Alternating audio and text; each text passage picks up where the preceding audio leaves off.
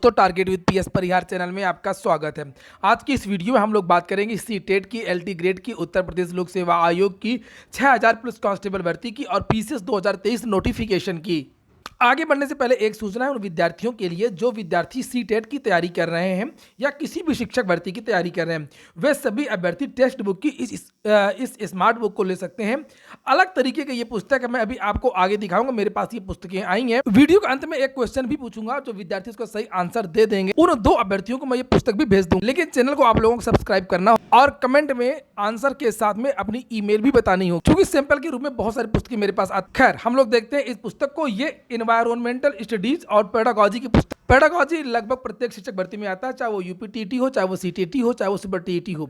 यहाँ पर देखिए लिखा है option selection percentage, time to answer और स्मार्ट आंसर की भी इसमें दिया हुआ है और सॉल्यूशन भी दिया हुआ है। इस पुस्तक को मैं दिखाता हूं क्यों इसको स्मार्ट बुक बोलते हैं। आप लोग देखिए, जब इसके जो क्वेश्चन है और जहां पर इसके आंसर दिए हुए हैं वहां पर इस तरीके से आपको आंसर की दिखाई देगी कि कितने प्रतिशत विद्यार्थियों ने स्किप किया है और कितने प्रतिशत विद्यार्थियों ने इसका सही आंसर दिया। इससे आपका कॉन्फिडेंस बनेगा और अगर आपसे गलती हो रही है, यानी कि आप ऐसे क्वेश्चन को नहीं हल कर पा रहे हैं जिसको बहुत ज़्यादा लोग हल कर रहे हैं, तो फिर आप उसमें सुधार कर सकते हैं। और साथ ही यहाँ पर जितने भी क्वेश्चन दिए इस पुस्तक में, सबके सामने यहाँ पर TTA 26 सेकेंड, यानी कि यहाँ पर ये देखिए लिखा टाइम टू आंसर।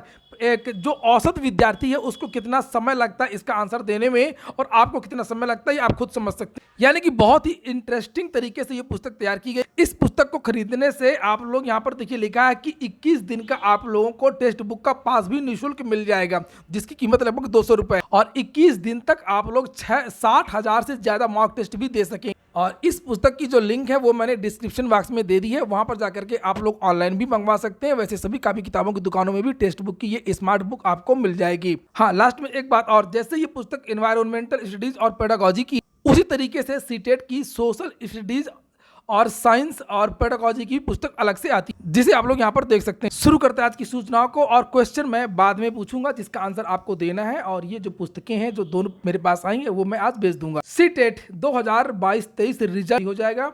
अगर पिछली बार की तरह बहुत ज़्यादा कोई समस्या हुई तब ज़्यादा से ज़्यादा 7 मार्च, ये मैंने अपने पिछले वीडियो में भी आप लोगों को जानकारी दी। लेकिन मुझे जो जानकारी मिली है कि सीबीएसई का टारगेट है कि इसी महीने फरवरी के एंड में ही इसका जो परिणाम है वो जारी कर दिया।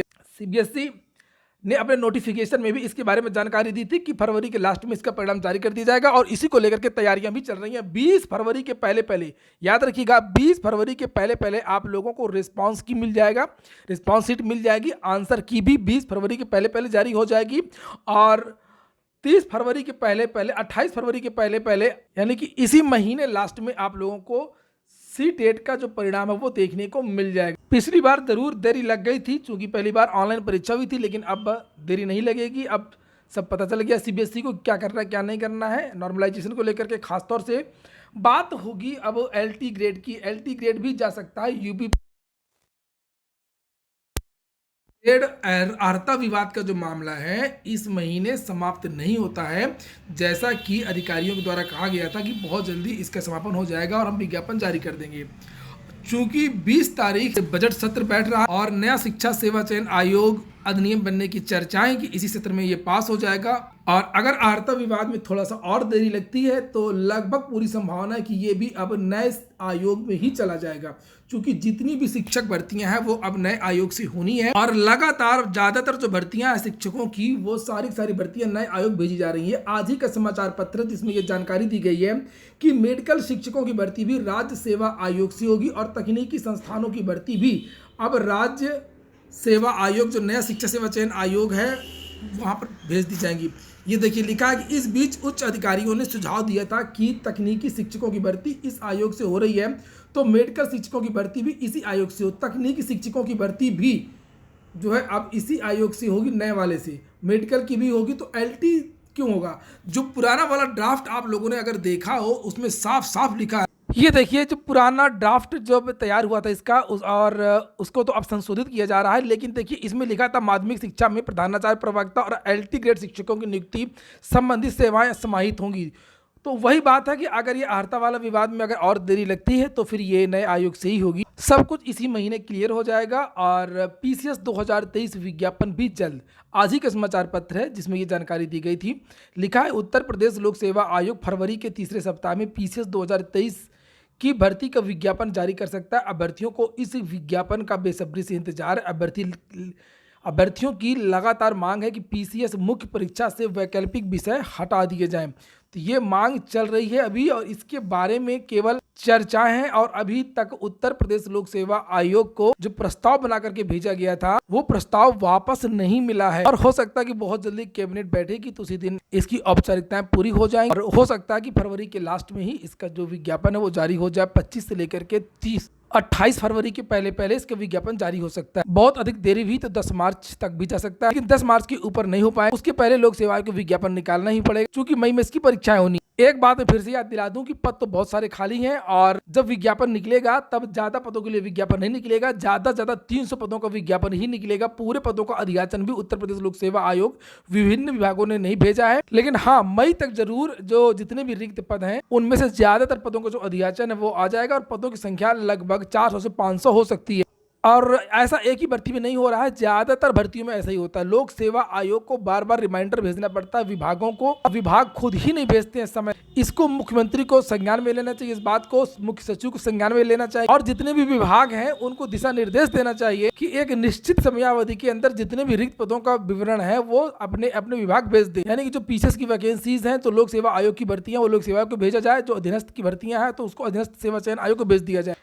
पीसीएस आरओ विभिन्न भर्तियां जो आने वाली हैं इन सभी भर्तियों में 2 अतिरिक्त अवसर देने की मांग की गई है। सुबह की वीडियो में ये सूचना छूट गई थी। कल जिला प्रशासन के माध्यम से मुख्यमंत्री को संबोधित ज्ञापन प्रेषित किया गया। सिविल लाइंस में धरना स्थल पर जुटे छात्रों ने कहा कि अन्य राज्यों में कोविड प्रभावित छात्रों को मानवीय दृष्टिकोण के मद्देनजर भर्ती परीक्षा में शामिल होने के लिए निर्धारित अधिकतम आयु सीमा में 2 साल की छूट दी गई है। यूपी के छात्रों को भी यह लाभ मिलना चाहिए। इस मौके पर अनिल सिंह, प्रमोद दुबे और बहुत सारे छात्रों के यहाँ पर नाम लिखे। सुबह की वीडियो में एक और सूचना छूट गई थी, दिल्ली पुलिस की है।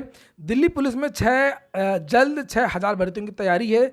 दिल्ली पुलिस में जल्द ही 6000 कर्मियों की भर्ती होने जा रही है। इसमें से 3000 महिला पुलिसकर्मियों की भर्ती होगी। महिला सुरक्षा पर गठित टास्क फोर्स की 18वीं बैठक में गुरुवार को दिल्ली के उपराज्यपाल वीके सक्सेना की अध्यक्षता में हुई। उपराज्यपाल ने कहा कि महिला सुरक्षा के लिए जरूरी है कि पुलिस की मौजूदगी हर जगह दिखाई पड़े। इस पर पुलिस ने बताया कि 6000 पुलिसकर्मियों की जल्द नियुक्ति होगी। तो ये जो भर्तियां हैं वो दिल्ली पुलिस में होनी है 6000। और एक बात मैं बता दूं कि पूरे देश के लिए कहा गया है कि जो महिलाओं की भागीदारी है वो बेहद कम।